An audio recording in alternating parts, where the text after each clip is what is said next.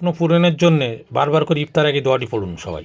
ইফতার সামনে রেখে 33 বার এই দোয়াটি পড়ে আল্লাহ তাআলার কাছে আপনি যা চাইবেন আল্লাহ তাআলা তাই আপনার জন্য দিয়ে দিবে, তাই আল্লাহ তাআলা কবুল করে নিবে।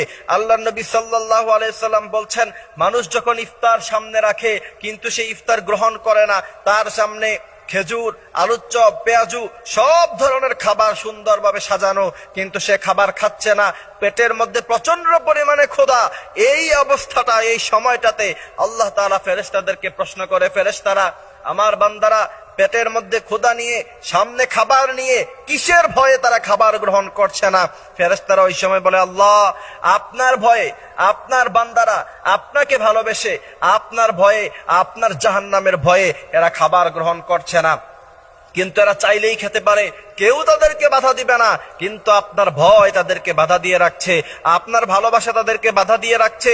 এই মুহূর্তটায় আল্লাহ তাআলা ফেরেশতাদেরকে প্রশ্ন করে, আমার বান্দারা আমার কাছে কি চায়? তারা যা চাইবে আমি আল্লাহ সুবহানাহু ওয়া তাআলা তাদেরকে তা দিয়েই ভরপুর করে দিব।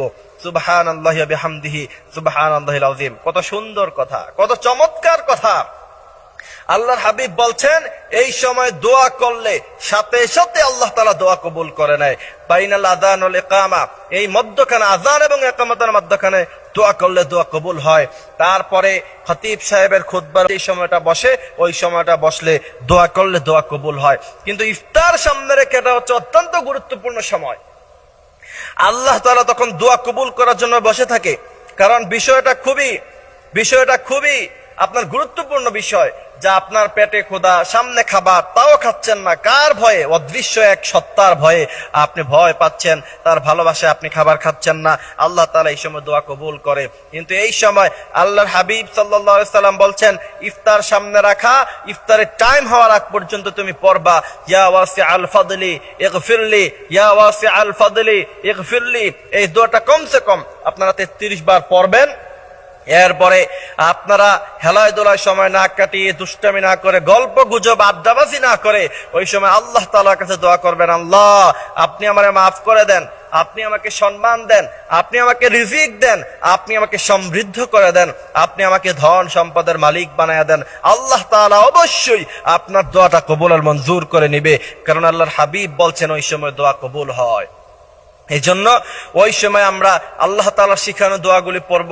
রব্বানা যালামনা আনফুসানা ওয়া ইল্লাম তাগফির লানা ওয়া তারহামনা লানাকুনান্না মিনাল খাসিরিন।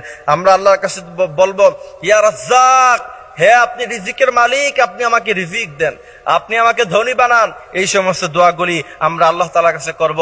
সারা বছর যেন আপনি ভালোভাবে চলতে পারেন, সুন্দরভাবে চলতে পারেন, বিশেষ করে সুস্থতার নিয়ামত যেন আল্লাহ তাআলা আপনাকে দান করে, এই জন্য আপনি আল্লাহ তাআলার কাছে সেগুলি চাইবেন। আল্লাহ তাআলা হযরত মূসা আলাইহিস সালামকে বললেন, মূসা তুমি জানো, তুমি যদি রব হতা, আমি যদি মূসা হতাম, তোমার কাছে কি চাইতাম? মূসা আলাইহিস সালাম বলেন, ইয়া রাসূলুল্লাহ আপনি বলেন। আল্লাহ তাআলা বলছেন, মূসা তুমি যদি রব হতা, আমি যদি মূসা হতাম, সর্বপ্রথম তোমার কাছে আমি সুস্থতার নিয়ামত চাইতাম। এই জন্য আমরা রমাদান মাসে ইফতার সামনে রেখে গল্প গুজব আড্ডাবাজিতে না মাশগুল হয়ে আমরা অবশ্যই আল্লাহ তাআলার কাছে আমাদের জীবনের যত চাহিদা আছে সব চাহিদা আমরা আল্লাহ তাআলার কাছে চাইবো। আল্লাহর হাবিব বলছেন, কোন ব্যক্তি দোয়া করলো সাথে সাথে তার দোয়া কবুল, কিন্তু সব বিনিময় আল্লাহ তাআলা দুনিয়ায় দেয় না। কিছু কিছু বিনিময়, কিছু কিছু দোয়ার প্রতিদান আল্লাহ তাআলা কিয়ামতের মাঠে কঠিন বিভীষিকাময় দৃশ্যে মানুষদেরকে ডেকে বলবে, যা আমি তোকে জান্নাত দিয়ে দিলাম, যা আমি আজকে তোকে নিয়ামত দিয়ে দিলাম।